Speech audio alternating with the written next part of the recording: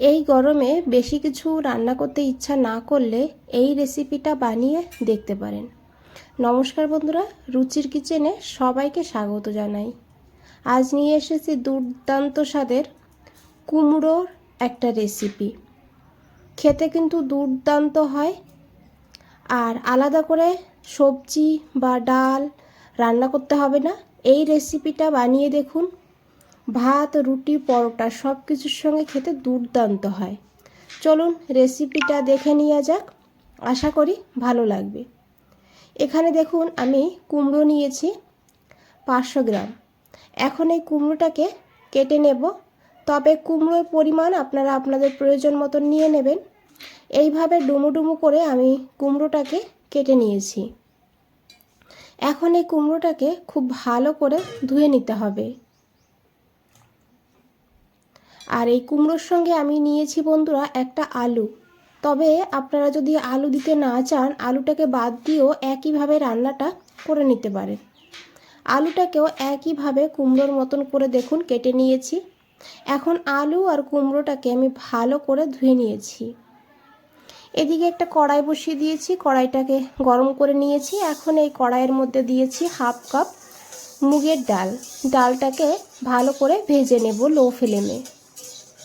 ডালটা ভাজতে ভাজতে দেখবেন সুন্দর একটা গন্ধ বেরিয়ে যাবে, তখন বুঝবেন ডালটা ভাজা হয়ে গিয়েছে। তো দেখুন এখানে ডালটা কিন্তু ভাজা হয়ে গিয়েছে, ডাল থেকে সুন্দর একটা গন্ধও ছেড়েছে আর ডালের কালারটা হালকা চেঞ্জ হয়ে গিয়েছে। তবে খেয়াল রাখবেন একদম যেন পুড়ে না যায়, লাল বেশি না হয়ে যায়। ডালটাকে তুলে নিয়েছি। এখন ডালটাকে ভালো করে ধুয়ে নিতে হবে, তারপরে জলটা ঝরিয়ে ডালটাকে রেখে দিতে হবে। এদিকে দেখুন এই কড়াইতেই দিয়েছি 2 চামচ সর্ষের তেল। রান্নাটা আমি সর্ষের তেলে করেছি, তবে সাদা তেলেও করা যাবে। তেলটাকে খুব ভালো করে গরম করে নিতে হবে। তারপরে এখানে দিয়ে দিতে হবে কেটে রাখা আলুগুলো।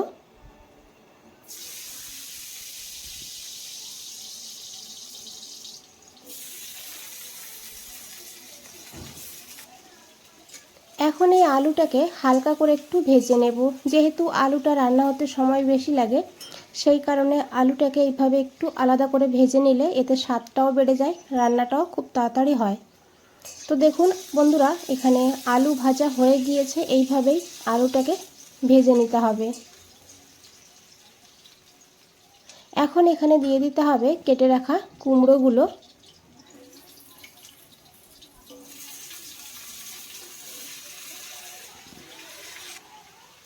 আর এরই সঙ্গে দিয়েছি একটু লবণ আর দিয়েছি একটু হলুদের গুঁড়ো। আলু কুমড়ো ভাজার সময় একটু লবণ আর একটু হলুদ দিলে তাহলে কিন্তু এর ভেতরে লবণ হলুদটা ঢুকে যায়, খেতেও বেশ ভালো হয়। আর আপনারা চাইলে আলুটাকে আলাদা করে ভেজে নিতে পারেন, কুমড়োটাকে আলাদা করে ভেজে নিতে পারেন।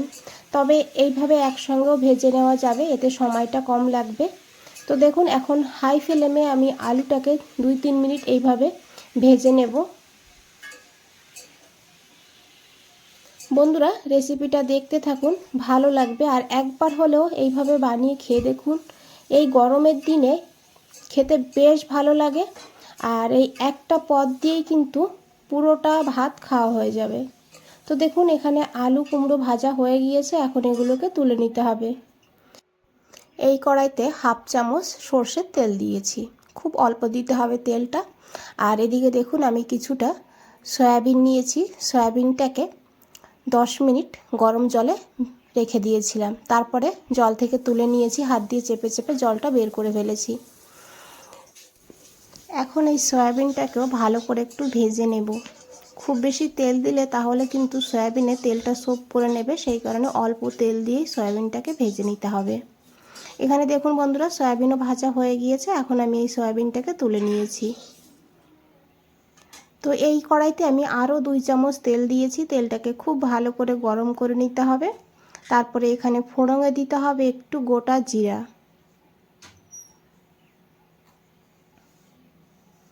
হাফ চামচ মতন গোটা জিরা দিয়েছি এখানে। জিরেটাকে একটু ফুটতে দিতে হবে। যখন এইভাবে চটপট করে ফুটতে থাকবে তখন এখানে দিয়ে দিতে হবে গোটা গরম মশলা। এখানে দেখুন এলাচ নিয়েছি, লবঙ্গ, দারচিনি। এলাচটাকে একটু ফাটিয়ে দিয়েছি, সঙ্গে একটা তেজপাতা, আর দিয়েছি এখানে শুকনো লঙ্কা একটা। এখন এই ফোড়নটাকে ভালো করে একটু ভেজে নেব। ফোড়ন থেকে সুন্দর একটা গন্ধ বেরিয়ে গেলে এখানে দিয়েছি পেঁয়াজ কুচি। এখানে আমি মিডিয়াম সাইজের একটা পেঁয়াজকে এইভাবে ঝিরিঝিরি করে ছোটো ছোটো করে কেটে নিয়েছি। এখন এই পেঁয়াজটাকে হালকা গোল্ডেন ব্রাউন করে ভেজে নিতে হবে। একদম লাল করে ভাজবো না, কারণ এখানে আদা আর রসুন দেব, আদা রসুনের সঙ্গেও কিন্তু ভাজা হবে। আর এদিকে দেখুন বন্ধুরা, আমি নিয়েছি 4-5 কোয়া রসুন আর 1/2 ইঞ্চি আদা একটা গ্রেটারের সাহায্যে গ্রেট করে নিয়েছি। এখন এই আদা রসুনটাকেও ভেজে নিতে হবে, যেন আদা রসুনের কাঁচা গন্ধ না থাকে।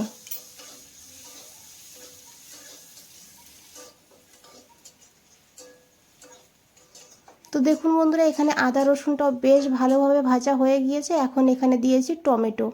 এখানে বড় সাইজের একটা টমেটোটাকেও গ্রেট করে নিয়েছি। টমেটো বেটে না হলে গ্রেট করে দেবেন, এতে কিন্তু গ্রেভিটা খুব সুন্দর হয় আর স্বাদটাও কিন্তু অনেকটা বেড়ে যায়। দিয়েছি পরিমাণ মতন লবণ। আর এখন 2 মিনিট ভালো করে কষিয়ে নেব, যাতে টমেটোরও কাঁচা গন্ধটা চলে যায়।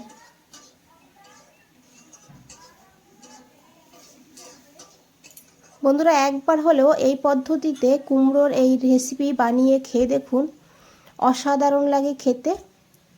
তো দেখুন, এখানে আমি দিয়েছি 1/2 চামচ হলুদের গুঁড়ো, আর তার সঙ্গে নিয়েছি এখানে অল্প করে একটু জিরের গুঁড়ো, 1/2 চামচেরও কম দিয়েছি, আর অল্প করে একটু দিয়েছি এখানে ধনিয়ার গুঁড়ো। খুব বেশি মশলার প্রয়োজন হয় না এই রেসিপিতে। আর নিয়েছি এখানে 1/2 চামচ লঙ্কার গুঁড়ো, তবে ঝালের পরিমাণ আপনারা আপনাদের প্রয়োজন মতন নিয়ে নেবেন। এখন ভালো করে মিশিয়ে নেব। যেহেতু গুঁড়ো মশলা দিয়েছি, তাই এখানে একটু জল দিয়ে দেব।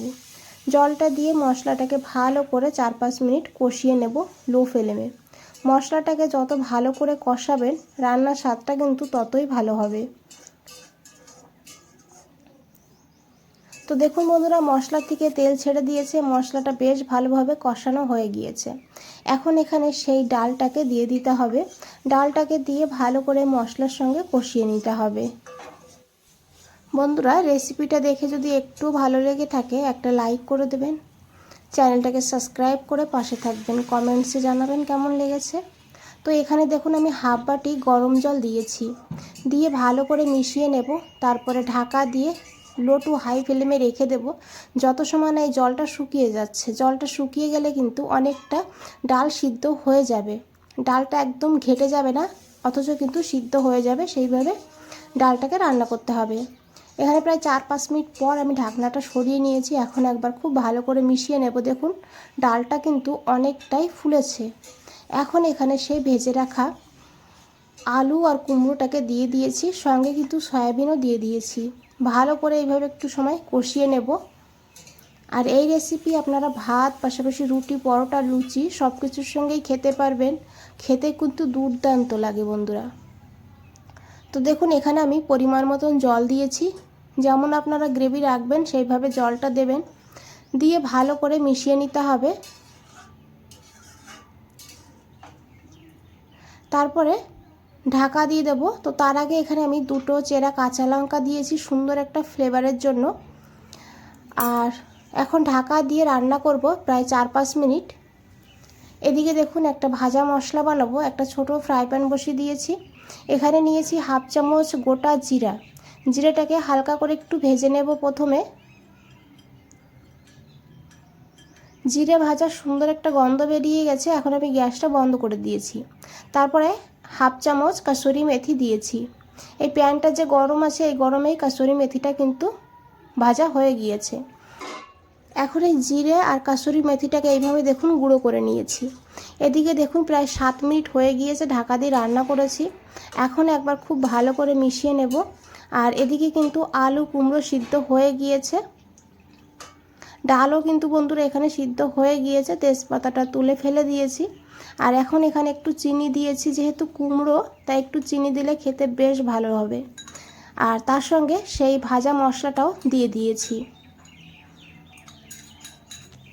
দিয়ে খুব ভালো করে মিশিয়ে নিতে হবে। রান্নাটা কিন্তু হয়েই গিয়েছে, দেখে বুঝতেই পেরেছেন কতটা লোভনীয় লাগছে।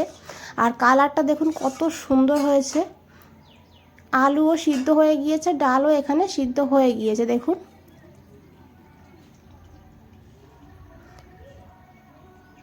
একবার হলেও এইভাবে বানিয়ে দেখুন, তারপরে কমেন্টসে জানান কেমন লেগেছে।